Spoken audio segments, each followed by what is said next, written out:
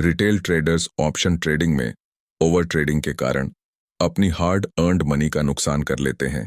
Trading में अगर एक बार ट्रेडर का डीमेट ब्लो हो जाता है तो वह फिर से फंड अरेंज करके या बहुत सी बार लोन लेकर इसी होप में फिर से ट्रेडिंग करना रीस्टार्ट करते हैं कि बस एक बार मेरा प्रीवियस लॉस रिकवर हो जाए। लेकिन प्रीवियस लॉस के कारण वह एक मेंटली प्रेशर में ट्रेडिंग करता है कि लॉस भी रिकवर करना है, जो लोन लिया है उसकी ईएमआई भी भरना है। ऐसे में जब उसे फ्रेश ट्रेड लेने पर नुकसान हो रहा हो तो पोजीशन को लॉस में एग्जिट नहीं करता।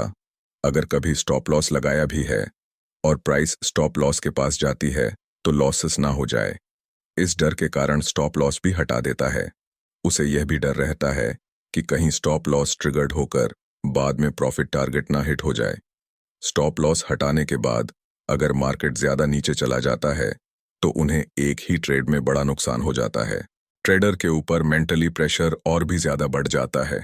ट्रेडर सोचता है, मैंने तो लॉस रिकवर करने के लिए ट्रेडिंग रिस्टार्ट किया था, मेरा तो नुकसान और भी ज्यादा बढ़ गया। वह इमोशनली होकर सोचता है कि कैसे भी करके मुझे इस लॉस को इंट्राडे में रिकवर करना ही पड़ेगा। ऐसे में वह फिर से अगला ट्रेड लेता है। स्क्रीन पर छोटे प्रॉफिट दिखने पर वह जल्दी एग्जिट हो जाता है और फिर से नए ट्रेड में एंट्री ले लेता है। वह सोचता है, छोटे छोटे प्रॉफिट बुक करूंगा तो भी मेरा लॉस रिकवर हो जाएगा। वह randomly buy and sell entry लेने लग जाता है क्योंकि वह कैसे भी करके इंट्राडे में लॉस रिकवर करना चाहता है। उसे नहीं समझ आ रहा कि इस चक्कर में वह ओवर ट्रेडिंग भी कर रहा है। छोटे छोटे प्रॉफिट बुक करने के बाद अगर मार्केट में बड़ा मूव आ जाता है तो उसे पछतावा होता है। वह अपनी किस्मत को दोष देता है कि मेरी किस्मत अच्छी नहीं है, मेरा प्रॉफिट बुक होने के बाद ही बाजार बड़ा मूव करता है।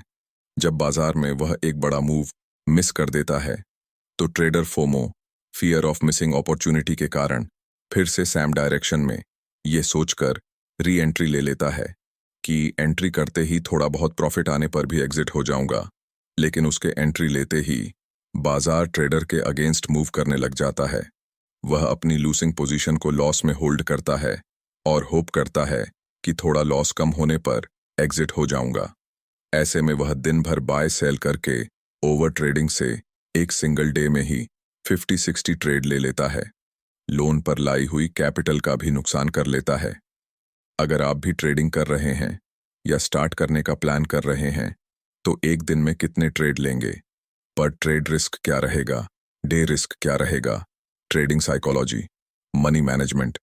रिस्क मैनेजमेंट को सीखे बिना ट्रेडिंग मत करना, नहीं तो गलत तरीके से ट्रेडिंग में लॉसेस होने पर आपसे भी उस लॉसेस को रिकवर करने के चक्कर में ओवर ट्रेडिंग हो सकती है।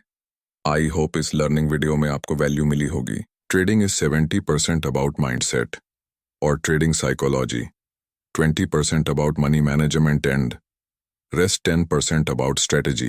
ट्रेडिंग साइकोलॉजी के ऊपर हम हर संडे को वेबिनार लेते हैं। वेबिनार डिटेल आपको टेलीग्राम पर मिल जाएगी। टेलीग्राम लिंक डिस्क्रिप्शन बॉक्स में है। हमसे कनेक्ट होने के लिए जुड़ जाइए। आपका प्यार आप वीडियो को लाइक और चैनल को सब्सक्राइब करके दर्शा सकते हैं।